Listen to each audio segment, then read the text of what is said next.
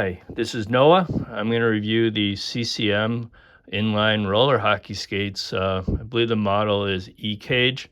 I purchased these about a year and a half ago from Sideline Swap, and I've been playing with these for about a year and a half in Lincolnwood roller hockey.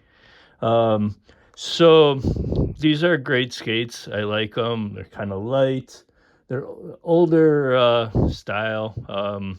I purchased them really because I liked how wide it was from here to here. And I notice a lot of skates now, especially the Bauer ones, the inexpensive ones, they're very narrow here and very rigid, so you can't lean forward. I had those and I don't recommend them. I could barely skate on them. So it's kind of nice having this side thing here, like this. Yeah, but it's also makes it hard for to tie them up. But they're kind of nice. It came with soft wheels, which is really good. Um, so we are looking for skaters in Lincolnwood.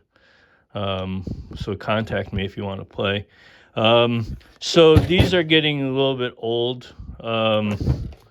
So I block a lot of shots, and this video will show that I cracked the toe cap, and I fixed it with a plastic welding gun, but over a year and a half, it started to break again. And the next video will show me repairing it.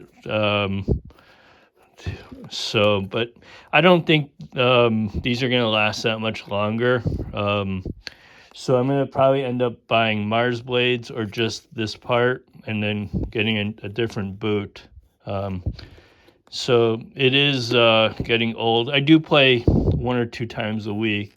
So I will have to replace these sooner or later, but they're really nice skates. I kind of like the older stuff better, but maybe the Mars blades will be better. I'll do a review once I get those.